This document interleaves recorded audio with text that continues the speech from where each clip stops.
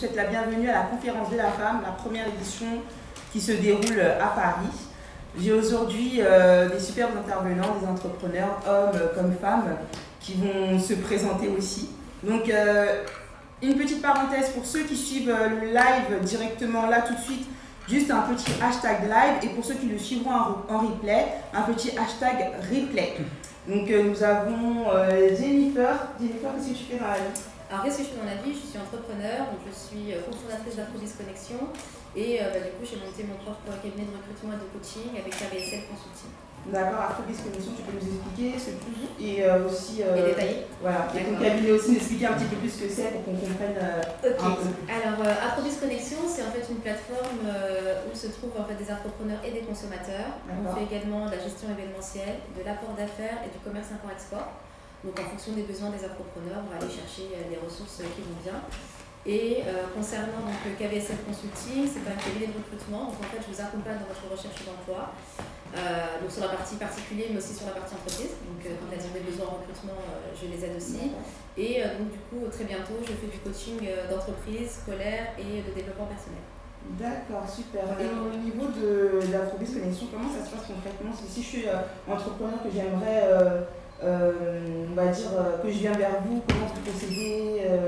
En fait, il suffit de nous contacter. Moi, je m'occupe principalement en fait, de toutes les demandes entrantes. Donc, en fonction du besoin, si c'est juste un besoin d'un prestataire de service, par exemple, en mobilité ou autre, je vous mets en relation avec une personne de la communauté.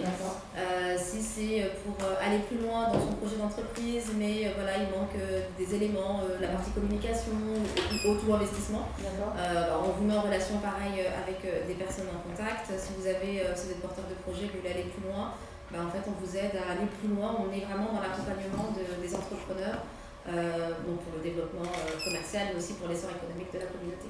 D'accord, merci. Franchement, c'est super. C'est super. J'ai vu, on va dire, la plateforme par hasard un jour et directement j'ai adhéré, j'ai un peu vu la page et tout, j'ai trouvé ça vraiment top. Alors, on a la page, on a le groupe aussi, mais on a surtout le site internet où tout est recensé, où ce sera beaucoup plus clair pour comprendre ce qu'on fait. Parce que la plateforme sur Facebook, on a ouvert, en fait, on a élargi de la culture, d'autres choses, de l'associatif. Mais au moins sur le site internet, c'est un peu plus ciblé concernant nos prestations de services. D'accord, merci Jennifer. Alors n'hésitez pas à vous abonner à la page parce que toutes ces informations seront retranscrites pour que vous puissiez y avoir accès quand vous voulez, même après le live. Alors on a Emma, experte en intelligence relationnelle. Salut à tous, alors oui, je suis Emma Nzebo, experte en intelligence relationnelle. J'aide les femmes à retrouver l'harmonie dans leur couple. Je leur enseigne des stratégies de communication, comment comprendre la psychologie masculine et surtout comment avoir un positionnement fort dans le cœur et dans la tête de leur conjoint. C'est assez particulier et donc j'accompagne des femmes dans ce sens-là, tout simplement. D'accord. Mais du coup, comment tu procèdes? Parce que dit comme ça, on va dire, ça a l'air simple et passé, c'est tellement fluide, c'est tellement bien. Donc nous, on aimerait savoir aussi comment tu procèdes, comment ça se passe, comment les femmes elles viennent vers toi, ce genre de trucs-là.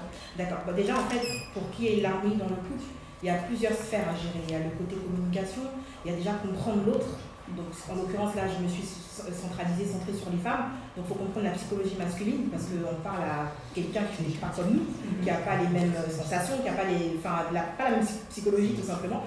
Donc, en fonction de... les femmes, elles me connaissent via Facebook, j'ai ma page, vous verrez la pub tout à l'heure. Quand elles viennent vers moi, j'identifie, en fait, je fais un diagnostic pour voir quelle sphère on va plus travailler que l'autre, voir le problème, en fait, vraiment de base. Et puis j'accentue en fait le suivi là-dessus. Et puis je lui enseigne d'autres choses pour vraiment peaufiner tout ça. D'accord. Moi, c'est ce que j'aimerais savoir, c'est comment tu gères les préjugés, parce que souvent on dit ouais, les coachs et tout. Oui, à cause de. J'ai entendu des maris dire oui, à cause de cette coach, ma femme m'a quitté, elle m'a laissé tomber, tout ça. Que les coachs c'est vraiment c'est nul et tout, excuse-moi du terme. Oui, mais il y a beaucoup d'hommes qui sont réticents. Donc comment tu gères ça au quotidien? Comment tu fais en fait, tout simplement? Alors moi, ce que je fais, en tout cas à ma communauté, parce qu'évidemment j'ai une communauté et les personnes qui tombent sur une vidéo ou pas, le plus important c'est déjà de casser les croyances. C'est la première approche qu'il faut avoir. Il ne faut pas venir pour dire moi je connais, moi j'ai la science infuse, moi j'ai ceci. Il faut casser les croyances. Et puis je pense que chacun de nous a une conviction personnelle. Vous savez si cette personne elle peut vous aider ou pas en l'écoutant. Moi j'ai eu, comme je vous l'ai dit, je suis des femmes, mais j'ai eu des fois des hommes qui ont demandé à me parler. qui sont en couple avec ces femmes qui ont demandé à me parler, parce qu'ils voyaient un changement, parce qu'ils voulaient apporter encore plus, m'apporter plus d'éléments pour que je puisse aider leur femme. Donc à un moment, je pense que le premier travail que je fais, c'est de casser les croyances en fait. Et puis aussi, il faut laisser aussi à l'autre de prendre sa puissance, c'est-à-dire tu écoutes et tu vois si ça te convient ou pas et tu vas vers. Après, voilà, je reste telle que je suis et puis je pense essayer d'essayer de contribuer en fait un petit peu au monde, en fait, au bien-être des couples. D'accord. Et du coup, quand c'est comme ça, est-ce que tu as des programmes, des choses comme ça? Est-ce que c'est que des femmes seules que tu aides? Ou comment tu procèdes justement pour aider ces femmes-là concrètement? Alors, j'ai deux types de programmes. J'ai un accompagnement individuel et un accompagnement de groupe. Donc, en fait, au niveau de l'accompagnement individuel, on travaille le couple. On travaille aussi les blessures, on travaille le développement personnel de la femme et son couple. Dans le groupe, on est plus axé en fait sur le couple, la communication du couple, comprendre la psychologie masculine, activer son pouvoir féminin. Donc c'est ces deux approches. Et quand j'ai quelqu'un qui vient vers moi, en fonction de ce qu'elle explique, je l'oriente s'il lui faut plus le programme individuel qui sera axé et sur le couple et sur les blessures, ou on travaille plus. D'accord, alors tu dis un truc qui me fait impressionner, c'est quoi le pouvoir féminin, Emma? Le pouvoir féminin, c'est très très vaste, mais en tout cas, c'est de prendre conscience qu'en tant que femme, parce que même la nature en fait a fait en sorte qu'on soit porteuse de vie, c'est pas pour rien. La femme a quelque chose de très particulier et lorsqu'elle s'en rend compte, elle est capable de vraiment changer le monde. Et c'est ce que j'apprends aux autres en leur disant que ce pouvoir-là, tu l'actives de sorte que tu puisses créer le bien-être dans ton couple et donc répercussion automatique sur ta famille en fait. C'est super, tellement bien dit que j'ai plus rien. J'ai plus arrêté, j'ai moi qui sont ils sont grave, ils étaient à fond là, on était emballés. D'accord. Alors, Joël Alexandre, bonjour. Bonjour. Toi, c'est Yopou Gongri. C'est ça. Alors, d'accord, je suis un peu. le fondateur de Yopou Gongri avec une équipe, bien sûr. C'est un projet qui existe depuis 2 ans. On a commencé par des camions food truck qui sillonnaient l'Île-de-France. On faisait des événements et on a eu l'opportunité d'asseoir le projet soit en fonds de commerce dans des locaux. Alors, le concept de Yopou Gongri, c'est simplement ramener la cuisine ouest africaine au travers des mets qu'on fait, qui sont des mets de toute l'Afrique de l'Ouest, Côte d'Ivoire, Mali, Sénégal. Et on a aujourd'hui un restaurant de 100 places qui faisait des événements jusqu'à ce qui est la crise. Donc on s'est découvert un métier en cours de route, c'est qu'on faisait beaucoup d'événements et on s'est fait connaître comme ça. Que dire de plus? Alors notre cuisine, c'est une cuisine ouest africaine avec un concept à volonté. Tu m'as invité, j'ai accepté et on en a discuté. Je pense que déjà c'est une très belle initiative, je te remercie. Et d'ailleurs je salue ton initiative. De confronter l'entrepreneuriat à la vie de la femme. En fait, c'est pas quelque chose d'anodin, c'est pas quelque chose de simple, c'est pas quelque chose de naturel. Et je suis très impressionné par le travail qui est fait. En fait, c'est une hic en fait. C'est une madame hic. Et je pense que c'est très d'à propos en fait cette entrevue qu'on fait aujourd'hui. Ça apportera des clés aux femmes pour comprendre le powerful femme associé à l'entrepreneuriat, comment on peut faire de belles choses. Je trouve très pratique. D'accord, merci beaucoup Joël. Alors Lionel Wizodia, j'aime bien t'appeler comme ça. Dis-moi un peu, parle-moi un peu de toi. Alors, donc, moi, c'est Lionel Mongeon, je suis cofondateur de la plateforme digitale Wizodia. Donc, Wizodia, en fait, est une plateforme qui permet en fait, à toute personne de la diaspora ou expatrié qui réside en fait, à l'étranger de pouvoir en fait, réaliser son projet en Afrique sans avoir à se déplacer. Donc ça fait maintenant 4 ans qu'on l'a fondée. Elle est partie en fait d'une expérience, c'est-à-dire qu'il y a de cela quelques années, j'avais voulu en fait acheter un terrain parce que je suis originaire de la Côte d'Ivoire, et il s'est passé en fait près de 6 mois pour que je puisse avoir en fait un reçu qui me garantissait que voilà, j'avais vraiment acquis en fait un terrain. Donc, avec mon associé aussi, M. Yawa Tignon, ce qu'on s'est posé une question, c'est dit aujourd'hui on arrive à commander sur Amazon en fait, des aiguilles qui arrivent depuis la Chine et on sait chaque jour en temps réel le parcours que ça fait pour arriver ici en France. Pourquoi on n'arrive pas en fait, à acheter un terrain qui coûte des millions depuis la France et savoir exactement où ça en est. Donc c'est de là qu'est partie l'idée de créer en fait une plateforme digitale qui allait permettre en premier lieu de sécuriser le programme immobilier de toute personne à l'étranger et de pouvoir en fait te permettre de le suivre depuis la pose de la première pierre jusqu'à la remise des clés. Voilà, donc on fonctionne avec un réseau de professionnels dans chaque pays parce qu'aujourd'hui nous sommes dans 5 pays. En Côte d'Ivoire, au Bénin, au Togo, au Cameroun, au Sénégal et d'autres pays sont prévus cette année. Et dans ces différents pays, en fait, on a des équipes sur place et qui travaillent en fait avec des professionnels qu'on a sélectionnés selon leurs références, leurs réalisations et qui nous permettent de pouvoir garantir le projet de cette personne qui souhaiterait en fait investir. Et nous, en fait, on les accompagne en fait depuis l'acquisition de sa parcelle jusqu'à la conception et la réalisation de son plan, en lui permettant même de pouvoir avoir un suivi en temps réel de ses travaux. Donc sur une plateforme digitale, il a en fait des photos, des vidéos qui sont postées, où il sait exactement en fait ce qui a été réalisé comme travaux sur sa parcelle, les fondations, et ça lui permet en fait depuis son canapé chez lui de s'assurer que vraiment voilà, les travaux avancent, parce qu'on a connu tellement d'histoires où des personnes ont envoyé en fait des fonds, soit à un ami, à une connaissance de confiance. Pour faire la fête. Et au bout de 5 ans, 6 ans, on rentre au pays, on voit que voilà, tous les fonds qu'on a envoyés, il n'y a rien qui a été fait. Donc voilà, donc on est parti de ce constat-là pour pouvoir créer une plateforme qui permet de garantir l'investissement immobilier. Et du coup, et en parallèle de ça, en fait, je fais du mentorat avec plusieurs plateformes où j'accompagne en fait des entrepreneurs, des jeunes qui veulent se lancer dans l'entrepreneuriat, à pouvoir se lancer, donc en nous faisant du coaching. D'accord. Par rapport à Wizodia, moi je veux savoir comment vous faites pour trouver vos partenaires, parce que comme c'est un peu particulier, c'est à distance, on a tendance à demander mais comment ils ont fait, est-ce que vous êtes parti dans plusieurs pays ou bien comment ça s'est passé en fait? Oui, c'est la partie la plus difficile, la plus délicate. Parce qu'en fait, toute notre procédure, en fait, ce n'est pas du tout le processus, tout le projet se repose en fait sur ces partenaires. Et c'est pour ça qu'aujourd'hui, c'est vrai qu'on est dans 5 pays, mais on a beaucoup de sollicitations, notamment au Congo, au Togo, au Mali, où il y a une forte demande de la communauté ici. Mais on n'a pas encore pu ouvrir parce que ça nécessite des années de prospection. Donc, on a une grande phase de prospection, pour vous dire en fait en Côte d'Ivoire. C'est vrai qu'on a commencé il y a 4 ans cela officiellement, mais on travaille depuis 10 ans. Voilà. Donc en fait, on a fait une présélection des entreprises. Et on sait tous qu'en Côte d'Ivoire, vous avez des pays africains, on appelle un annuaire qui permet d'avoir en fait, le recensement des entreprises ou une plateforme qui va nous dire cette entreprise elle est bien notée comme le progrès qui a des étoiles. Mais voilà. Voilà. Donc c'est pas évident. Donc nous, ce qu'on faisait, on faisait des prospections manuelles, on partait en fait sur dans les différentes villes. On essayait d'avoir des avis en fait, avec des personnes qui ont déjà acheté un terrain ou qui avaient construit leur maison pour pouvoir en fait savoir quelle entreprise qui a de bons avis. Et après, lorsqu'on fait cette présélection, on fait une shortlist et on démarre les entreprises. Nous-mêmes, on se transforme en client. On parle de ces entreprises, on les teste pour voir un peu le process, pour voir un peu la qualité de travail. Et voilà, donc après tous ces différents mois d'études, maintenant, lorsqu'on a vraiment sélectionné des partenaires selon leur réalisation, selon les références, on part maintenant vers eux pour pouvoir demander éventuellement un partenariat, pour pouvoir en fait contractualiser. Donc c'est vraiment de longs mois de prospection. J'imagine.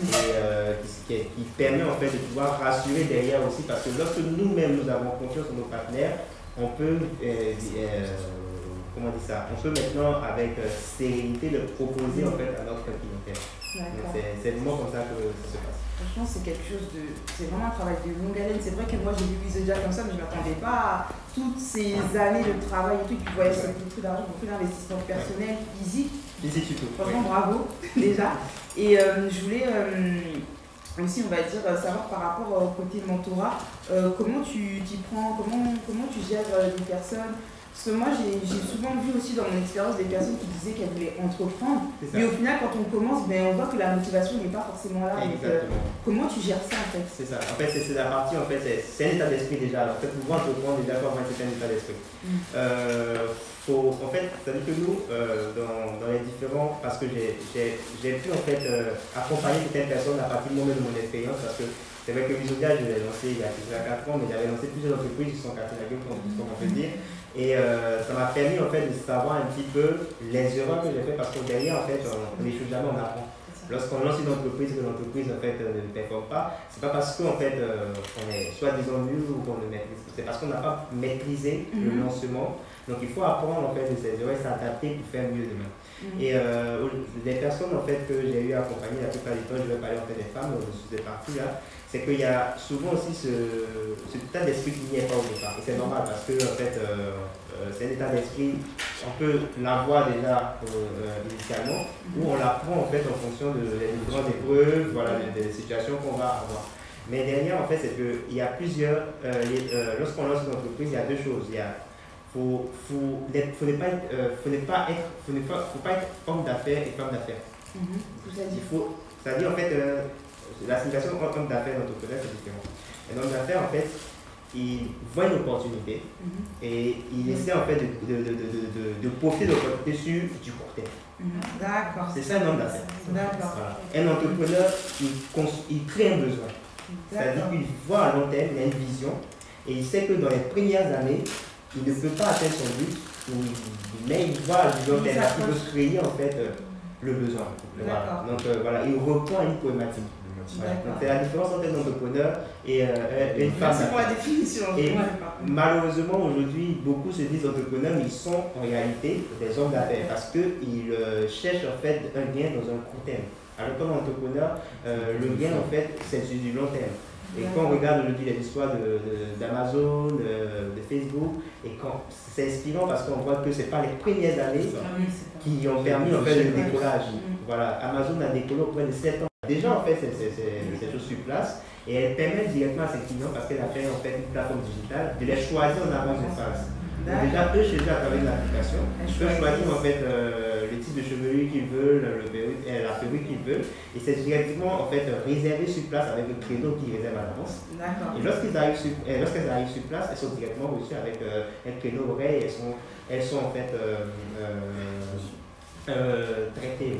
Voilà. Donc c'est un peu cette différence qu'il faut avoir en termes d'entrepreneuriat lorsqu'on veut se lancer. En fait, ce que je comprends, en gros, ce que je comprends, c'est qu'en entrepreneuriat, quand même, il faut quand même apprendre à créer quand même un petit plus, en fait. C'est ça. Voilà, il faut apprendre à créer la petite différence, parce que c'est clair que c'est vrai qu'à un moment donné, on se dit tout le monde fait ça.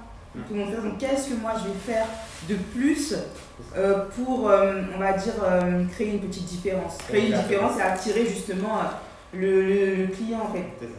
Du coup, il y a une petite question que je ne vous ai pas posée. Donc toi, tu y as répondu directement, tu as dit que tu avais fait plusieurs choses et puis ça s'était cassé la figure avant. Moi, je voulais savoir, par exemple, Emma, qu'est-ce que tu as fait avant d'être coach, d'être, excuse-moi, experte en intelligence relationnelle? En fait, moi, je suis déléguée pharmaceutique, du coup, il n'y a rien à voir. Ah ouais, d'accord. C'est ça aussi l'entrepreneuriat. Ouais, oui, donc, oui, parce que du coup, ce qu'il dit, ça m'intéresse parce que on a envie de changer le monde, on vient avec, mais il y a des réalités du terrain. Parce que là, quand je vous dis ça, c'est beau, j'accompagne des femmes, mais comme il a dit, et c'est pour ça que je suis vraiment perchée à ce qu'ils disent tous les deux d'ailleurs, parce que l'entrepreneuriat, c'est autre chose. Donc, j'étais pas du tout, pas entrepreneur du tout, j'étais déléguée pharmaceutique, et c'est par rapport à mon histoire personnelle que je me suis dit, en fait, personne ne nous apprend à être en couple, en fait. Personne ne nous dit. On a nos expériences, 15, 16, 17 ans, on a le premier amour en général qui ne dure pas, ce qui fait le plus mal. On rentre dans un autre couple avec nos blessures, chacun se démerde comme il peut. Ouais. Voilà, après on est des gens blessés, on veut se venger, ça part complètement en vrille. Donc voilà, et je me suis dit, voilà, je vais faire des recherches. J'ai toujours aimé la communication, j'ai fait des recherches sur la psychologie masculine et je me dis, ok, je vais dire aux gens, même si aujourd'hui tu as l'impression que dans ton couple c'est compliqué, c'est juste que tu n'as pas une stratégie. Et dans toute chose, il faut une stratégie. Même si l'amour est un sentiment naturel, il faut une stratégie. Voilà, il faut une stratégie. Merci Emma. Et du coup, Jennifer, qu'est-ce que tu faisais avant? J'étais salariée, mais moi je travaille dans le recrutement. Je travaille dans des cabinets principalement, j'ai été commerciale ici. Donc c'est un peu aussi une suite logique moi, de mon parcours.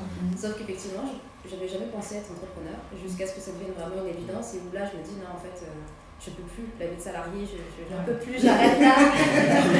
Maintenant j'ai des compétences, j'ai des facultés, qu'est-ce qui m'intéresse? Et du coup tu te cherches et là tu commences à trouver des éléments qui arrivent et là ça devient comme une évidence, tu dis mais moi je vais faire ça. Je vais aller là, je vais faire ça. Exactement. C'est ça qui est intéressant dans l'entrepreneuriat. C'est vrai, c'est une aventure l'entrepreneuriat. C'est ça. Je vous remercie pour vos réponses. Alors du coup, ne quittez pas. Donc restez connectés, on va faire une courte pause et puis on revient en force tout à l'heure pour rentrer un peu plus dans le détail. Donc je vous dis à tout à l'heure. Merci encore d'avoir accepté mon invitation. Merci à toi. Donc là, on va essayer de rentrer dans, on va dire, dans chaque sujet. Mais le point culminant, c'est l'épanouissement de la femme. Voilà, donc honneur aux femmes. Donc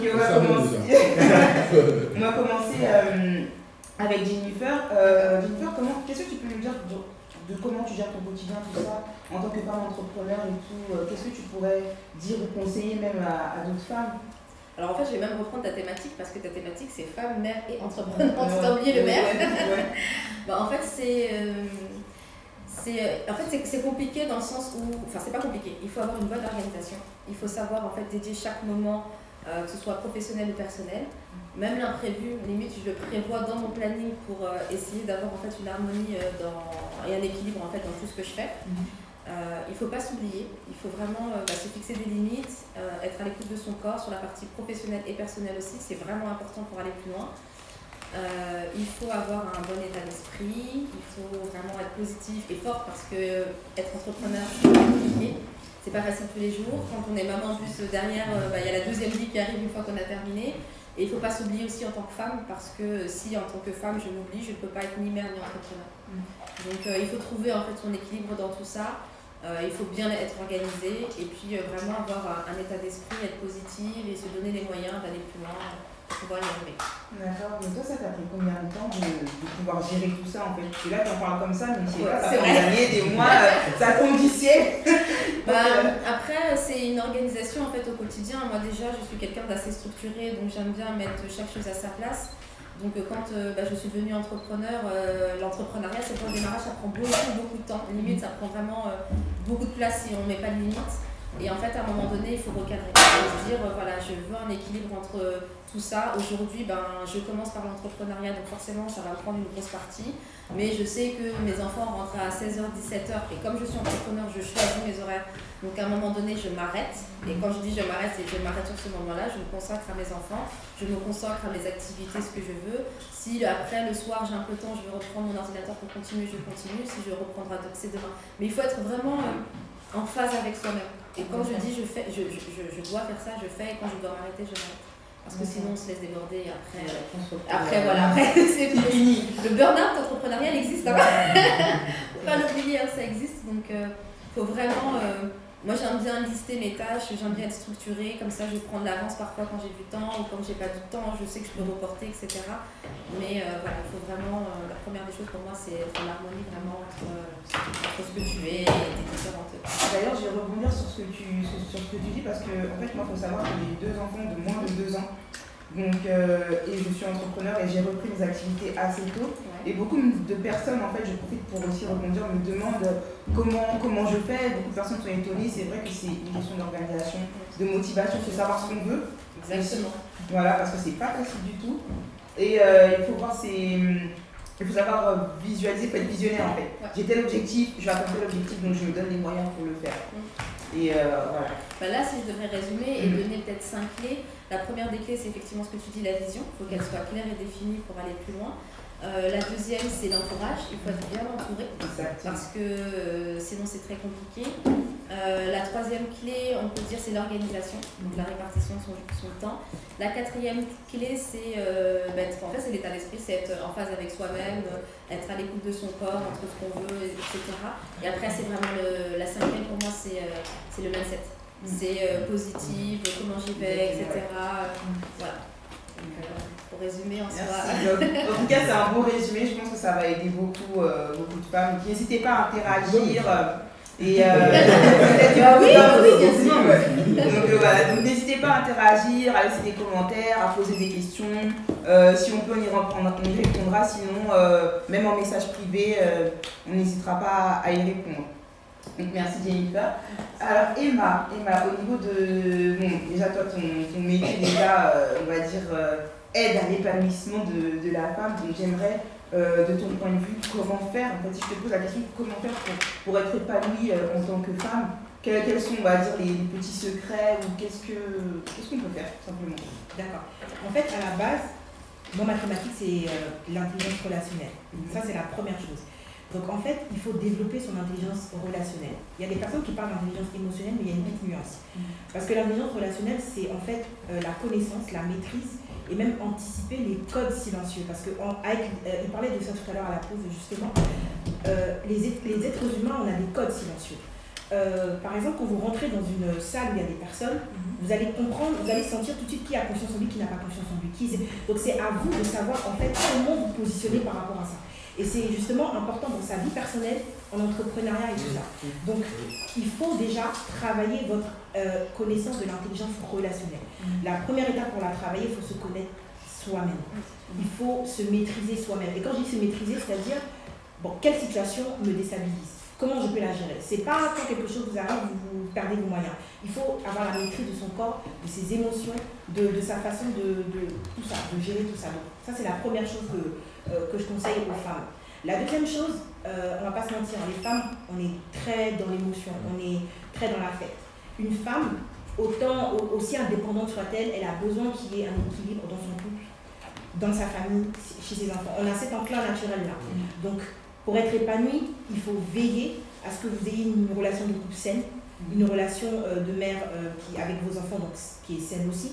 Donc tout ça part également du travail sur soi, du développement sur vous, et dans tous les développement personnel, pardon. Et dans tous les cas, tout ça arrive à bien s'emboîter très très bien. Mais c'est vraiment la base. Si j'ai un conseil à vous donner, c'est de travailler votre intelligence relationnelle. Vous pourrez la mettre au service de votre couple, au service de votre entreprise, au service de tout en fait.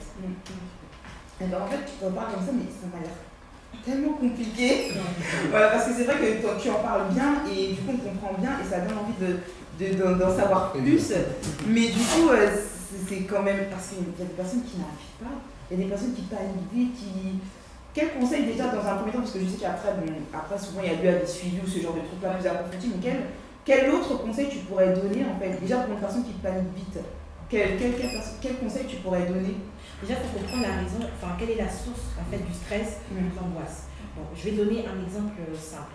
La plupart des personnes dans la société, ils ont ce défaut-là de rechercher toujours l'approbation des autres. Ils ont besoin que les autres les valident, ils ont besoin que les autres... Et donc, ce qui fait que finalement, ils ne vivent pas leur propre vie. On revient à ce que je dis de se connaître soi-même. Quelle est la vision que tu as pour ta propre vie, qui ne sera pas influencée par ce que tes parents t'ont dit? Pas que je dis de ne pas écouter les parents, mais vous avez toujours en vous une voix qui va vous guider de ce que vous êtes appelé à faire sur cette terre. C'est ça que je ne vais pas aller dans la foi ou quoi, mais mais vous avez toujours une vision. Croyant ou pas croyant, vous sentez en vous que vous êtes fait pour quelque chose. Donc il faut se reconnecter en fait à ça. Vous écoutez, vous prenez les conseils, vous prenez le bon, mais soyez toujours connecté en fait à ce que vous faites. C'est en cela que vous aurez l'impression de garder le contrôle. Parce que le stress vient du fait qu'on a l'impression qu'on perd pied, il y a des situations inconnues.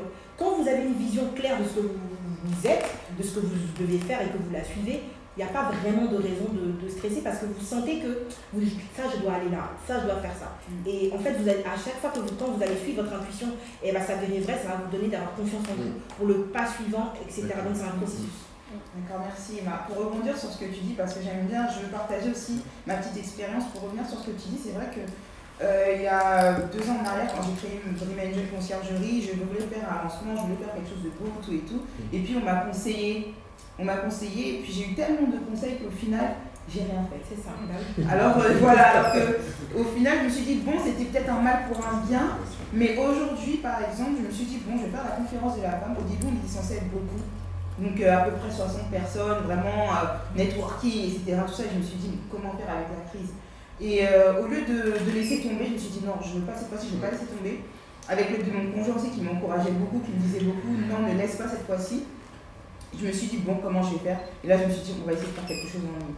Voilà, après, il y a l'équipe Afrobiz Connexion qui m'a aussi inspirée. Parce que voilà, ils ont un très beau projet. Donc, il faut aller sur la plateforme pour en entendre parler, mais je vous conseille vivement d'aller sur leur plateforme. Et du coup, je me suis dit, comment je vais faire? Je me suis dit, c'est pas grave. Je réfléchis, événement en ligne, mais je peux quand même avoir des personnes avec moi au studio. Je veux que ce soit convivial, j'ai pas envie que chacun soit chez lui. Je veux qu'on partage quelque chose où il y ait une interaction directe. Si bon, on va venir, on va tester, on va faire et puis on va voir comment ça va se passer. T'as bien fait. Merci. Et d'ailleurs, je suis contente je suis contente de vous recevoir ici. Voilà, donc je te remercie Emma, c'était pour la petite histoire, pour rebondir là-dessus. Et du coup, Joël Alexandre, Donc c'est vrai qu'il y a des réalités, donc on en discute tout le temps. Il faut savoir que Alexandre est mon ami, presque H24 au téléphone. Et du coup, on discute beaucoup des réalités en fait, de l'entrepreneuriat. Donc toi, qu'est-ce que tu peux nous dire sur les réalités? Alors, sous le prisme de mon expérience, parce que c'est sous ça que je parle, moi je suis un serial entrepreneur. Enfin, on va dire que depuis que j'ai 19 ans, j'ai un parcours un peu atypique, très atypique, qui conditionne un peu le mindset dans lequel je suis. J'étais à l'armée, j'ai fait 3 ans à l'armée, après j'ai repris l'école, j'ai travaillé à la banque, j'ai eu un master entre-temps, enfin bref, et j'ai monté des entreprises entre-temps, d'accord? Et mon parcours m'a montré que on transcende dans la difficulté. Et pour répondre à ta question, moi j'associe l'entrepreneuriat à quelque chose de pas du tout naturel. On discutait de ça en off, de pas du tout naturel. C'est pas naturel pour un homme d'être entrepreneur. Vous allez me dire pourquoi? Parce que la société n'est pas calibrée pour ça en fait. Il y a juste à chercher à voir. Vous êtes entrepreneur, allez demander un crédit à la banque, on vous dit non. Voilà, tout simplement parce que vous n'avez pas de... Donc, les réalités de l'entrepreneuriat, pour moi, en fait, ce qu'il faudrait qu'il y ait en amont, c'est une préparation. C'est dommage que dans la société, on ne nous apprenne pas. Il y a des écoles de commerce, mais qui nous apprennent à aller être salariés. J'ai fait une école de commerce. À aucun moment, on nous booste, on nous pousse, on nous fait comprendre les rouages de l'entrepreneuriat. On nous fait comprendre comment une entreprise se bâtit, mais à la fin, on nous positionne dans des entreprises pour travailler. Donc, à côté de ça, la vie sociale, pour être sur ton sujet de la femme, on n'est pas préparé en fait naturellement à avoir des relations avec un homme ou une femme, etc. Donc à un moment donné, en fait, il y a une friction. Il y a une friction entre déjà quelque chose qui n'est pas naturel et quelque chose qu'on ne maîtrise pas. Je ne sais pas si vous voyez ce que je veux dire. Donc alors, pour les réalités, pour moi, il faut avoir un mindset totalement décalé, totalement désinhibé du camp dira-t-on, parce que comme je dis, c'est pas naturel et la plupart du temps, un entrepreneur est pris pour un fou. D'accord? Parce qu'on lui dit, mais va travailler, t'as un diplôme, va travailler, etc. Et je pense que vous tous, vous avez pu vivre ça. Et puis, on est illuminé quand on est entrepreneur. On est illuminé quand on est entrepreneur d'un projet, d'une vision. On est animé, on a une force surnaturelle, décuplée d'ailleurs, qui est liée au fait que, je ne sais pas d'où ça vient, on n'a pas le choix de toutes les façons. Et vraiment, pour terminer, pour répondre à ta question, on doit se dire que quand on est entrepreneur, on va vivre beaucoup d'hostilité. C'est la guerre en fait. C'est la guerre pas... Mais c'est une guerre en fait positive parce qu'au final, quand on atterrit où on doit atterrir, on se rend compte qu'il fallait passer par là pour être ce qu'on est au moment où on aboutit en fait. Voilà. J'ai répondu à la question? Très bien. Parfait. J'ai même perdu mes mots. D'accord. Merci Joël Alexandre parce que en fait finalement tu as bien résumé la chose. Et en gros, plus on va dire avec plus de familiarité, pour être entrepreneur, il faut savoir se casser la figure et se dire non, je me la répare, je me relève et je fonce en fait. C'est exactement ça. Tu sais, juste une petite parenthèse que je voulais faire, tu vois, le système scolaire dans lequel on est, la vie avec nos parents qu'on a, à aucun moment on nous apprend à échouer. On nous apprend en fait à être dans un système de pensée où il faut toujours se prémunir, il faut toujours aller à l'école, avoir son diplôme et entrevoir qu'on va avoir un travail. On nous apprend même pas à avoir des relations, de mauvaises relations dans nos couples, on nous apprend même pas à avoir des frictions dehors, on nous apprend à être de bonnes personnes, de bons enfants, à la décharge de nos parents. De toute façon, ils ont subi le même schéma et nous on le subit, etc. Et c'est un peu ça qui conditionne en fait le fait qu'on n'est pas préparé à l'échec. Et puis d'ailleurs, c'est pas naturel d'échouer. On n'est pas, on n'a pas vocation à échouer.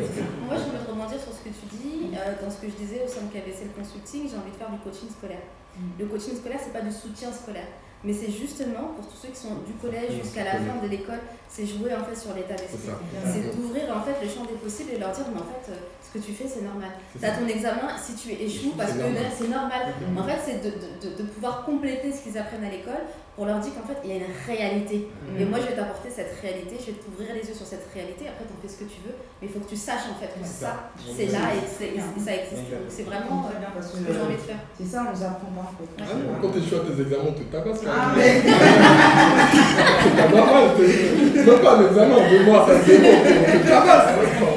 Parce qu'on s'est dit quand t'es échoué, c'est que t'es nul. C'est ça, en fait, il n'y a pas juste de milieu. Et après, pour compléter, il y a des personnes qui échouent à cause du stress d'échouer. Oui, qui perdent leur moyen. Ils sont sur leur feuille, en fait, ils échouent parce qu'ils ont le stress, en fait. Donc c'est vraiment pas normal, en fait. Mais ça revient même aux entretiens, parce que du coup, moi j'en fais tout le temps, tu as des personnes qui sont qualifiées, qui sont compétentes, mais le stress de l'entretien fait que finalement, ça n'aboutit pas. Là, ici, on évoque des vrais sujets de société existentiels. C'est des vrais sujets, enfin, on est en train de parler des problèmes de la société, sans s'en rendre compte. C'est pas toi qui voulais annuler ton événement. Le ministère de la Famille va t'appeler. On a besoin de toi en consulting sur ces sujets-là. D'accord, merci. Et du coup, Lionel, moi j'aimerais en savoir plus sur comment tu t'arranges, quelles sont tes réalités, par exemple, quand tu fais de l'entrepreneuriat, enfin du coaching entrepreneurial en fait. En fait, j'aimerais que tu nous en dises beaucoup plus que tout à l'heure en fait. Comment ça se passe? Une réalité? Oui. Alors, donc, nous, ce que je fais en fait, en gros, c'est-à-dire que j'accompagne déjà au lancement. J'accompagne au lancement, c'est-à-dire que c'est toute la phase en fait de l'étude de projet, de l'étude de marché, aussi il y a un petit coaching personnel qu'on fait, mais en fait c'est plus qualifié en fait calibré en fait sur le projet à lancer. Voilà, parce qu'au fait au départ il faut savoir que dans l'entrepreneuriat, quel que soit le bon business qu'on veut lancer, si la base elle est mauvaise, et le business n'arrivera jamais là. Et il y a en fait des chiffres qui montrent aujourd'hui en France par exemple, il y a aujourd'hui 1/3 des entreprises qui sont créées qui ferment au bout de 3 ans. Donc ce qu'on dit c'est que si on crée une entreprise et qu'on arrive à faire plus de 3 ans, on a des chances de perdurer. Et c'est une réalité aujourd'hui parce que c'est la différence que je dis entre un homme d'affaires et un entrepreneur, parce que l'entrepreneur, s'il voit loin, il ménage sa monture. Voilà, donc la première des choses, et moi je voulais en fait revenir sur un truc aussi par rapport à ce qu'il a dit tout à l'heure, c'est qu'au niveau en fait pour se lancer, il faut éviter les préjugés, d'avoir les préjugés sur ce qu'on veut faire. Il y a des personnes en fait qui sont intéressées par un projet, qui ont une réelle solution à une problématique, mais qui se disent c'est pas fait pour moi. Qu'est-ce qu'on dira de ce que je vais faire, et surtout au niveau en fait de certaines femmes qui se disent sur des métiers d'hommes. Moi je l'ai entendu parce que j'ai accompagné certaines personnes sur des projets, et il y a une femme que j'ai accompagnée qui me disait il y a trop d'argent qui circule, en fait elle allait être en fait de son projet, en fait elle allait être amenée à gérer des millions de francs CFA qui allaient transiter son compte, et elle ne voulait pas se lancer dans le projet. C'était un très beau projet parce qu'elle ne pouvait pas assumer. C'est vrai, malheureusement je ne veux pas en fait aller dans le projet parce qu'il n'est pas commencé d'ailleurs, mais elle ne voulait pas, elle hésitait à se lancer parce qu'elle avait du mal à concevoir qu'elle allait avoir en fait de telles sommes qui allaient passer en fait via son entreprise, via sa start-up et tout. Et elle se disait, ça c'est un métier d'homme. Il n'y a pas de métier d'homme, il n'y a pas de métier de femme. Tout dépend en fait après de la vision et de son état d'esprit. Voilà, donc au départ en fait, elle était beaucoup réticente. Elle essayait en fait de trouver des alternatives pour pouvoir en fait,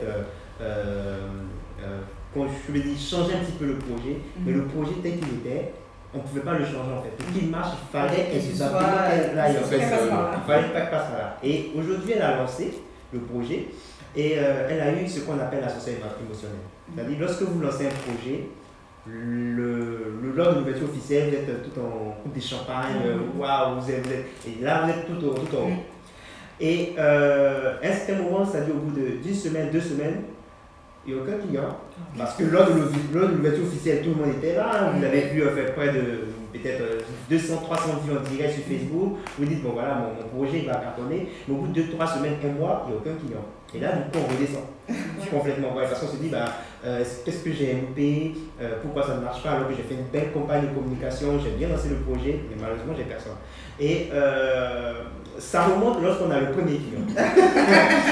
Lorsqu'on a le premier client qui sonne à la porte et qu'on arrive à conclure l'affaire, ça remonte automatiquement. Et après, c'est pareil. Donc, ça fait en fait ce genre de cycle là, jusqu'au moment où avoir un client, ne vous fait plus d'effet en tant que tel. Parce que vous êtes habitué à avoir des clients de façon régulière et vous dites, à ce moment-là, voilà, il faut que j'aille plus loin. J'ai des clients de façon régulière, il faut que je regarde dans des objectifs d'avoir en fait peut-être 200, 300 clients, j'arrive à un certain nombre de chiffres d'affaires par annuel et c'est à ce moment-là qu'on arrive à se stabiliser émotionnellement et qu'on arrive en fait à conduire l'entreprise comme il faut. Donc il faut toujours passer par cette association émotionnelle, c'est normal, tout le monde y passe. Donc il ne faut pas avoir peur en fait de pouvoir d'avoir ce genre d'émotion.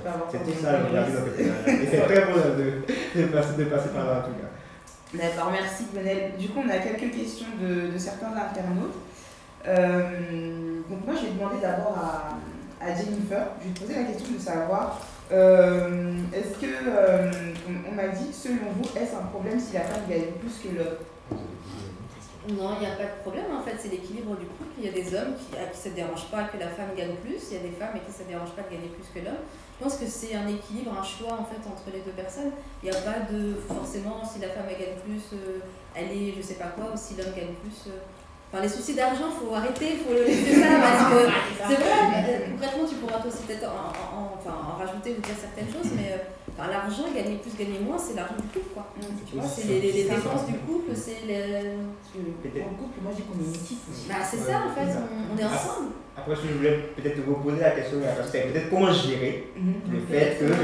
Comment gérer le fait que. L'ascendant. C'est ça. Parce que moi, c'est une question qui me trottait, mais. Non, mais même pas positivement, parce que moi, personnellement, ça me dérange pas, mais positivement, parce que forcément, c'est un vrai sujet, en fait. Et encore un sujet de société, en fait. Ouais. Alors, comment moi je pourrais le gérer ou comment moi je pourrais le conseiller? C'est qu'en fait, par exemple, ce que je fais moi aujourd'hui, mon partenaire doit être en fait mon allié.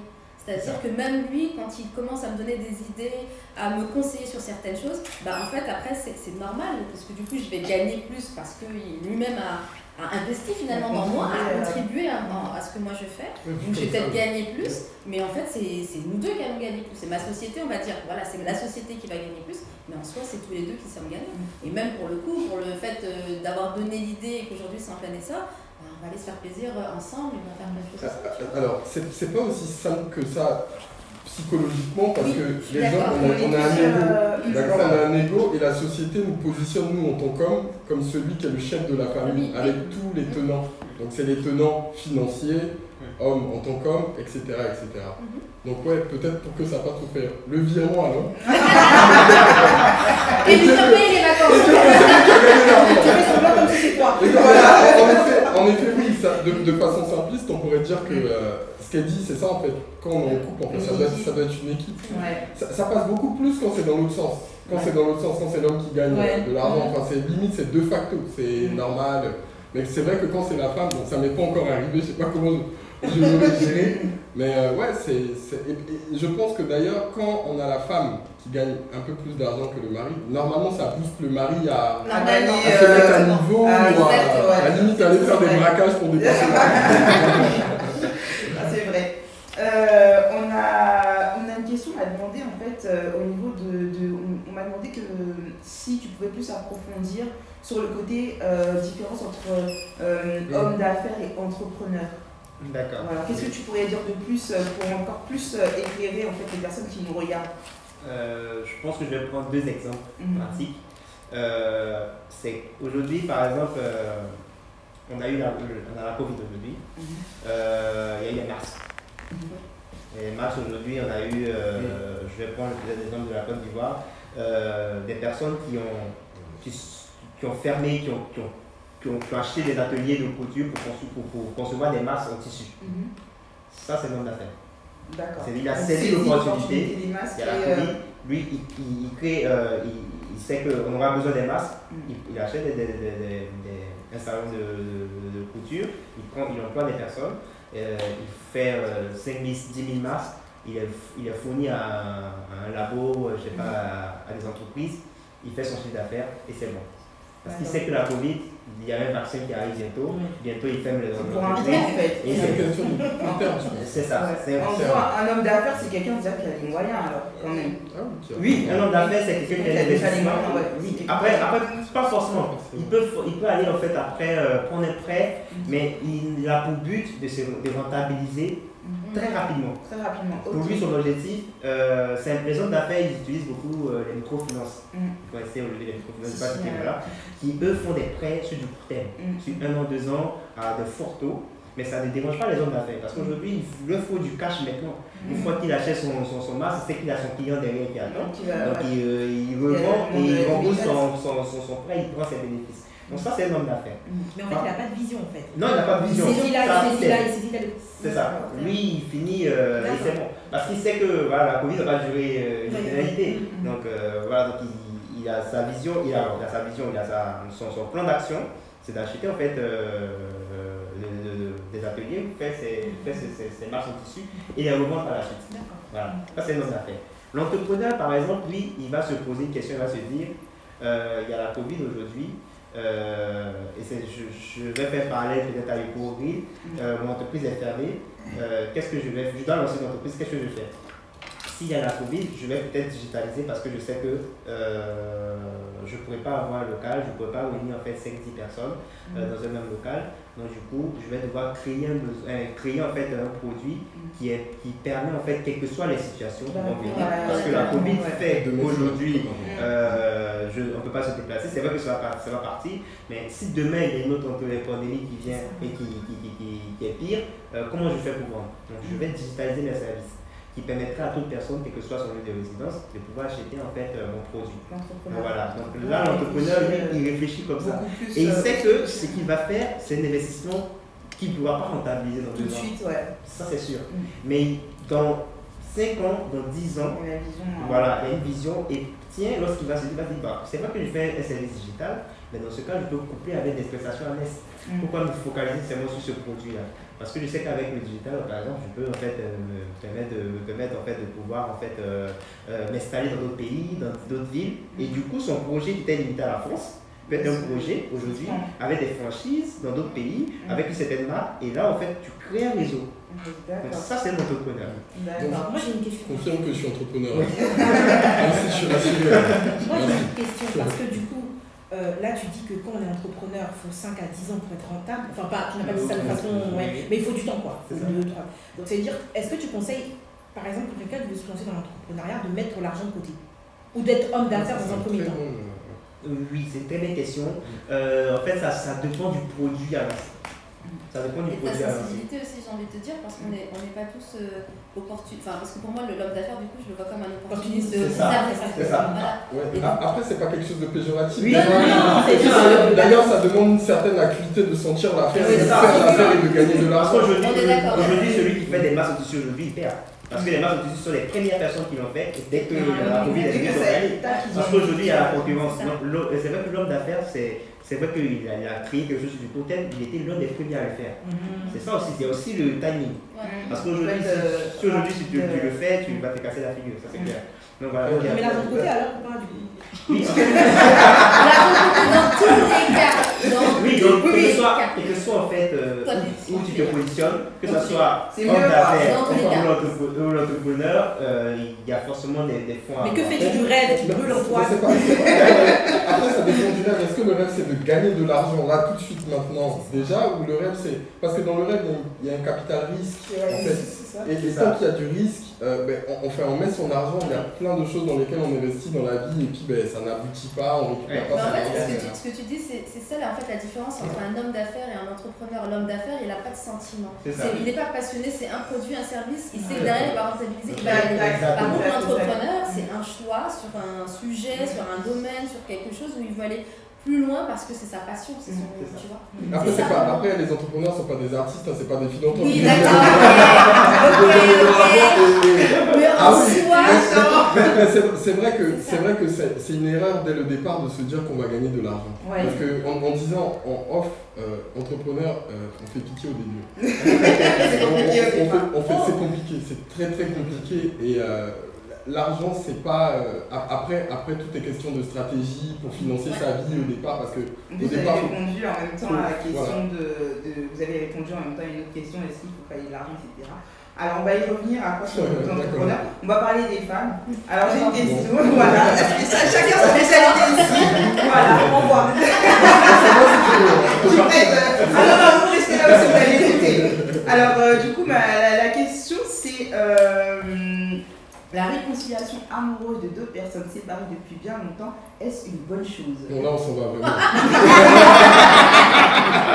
On s'en va vraiment. On a voyagé. Je vais reprendre le terme américain pour les divorces. Est-ce que c'est un différend irréconciliable, déjà? Quelle a été la base de cette séparation? Parce que la question, c'est, est-ce que des personnes se sont séparées depuis longtemps? Est-ce que c'est une bonne chose qu'ils se remettent ensemble? C'est pas mauvais, mais vraiment, pourquoi ils se sont séparés?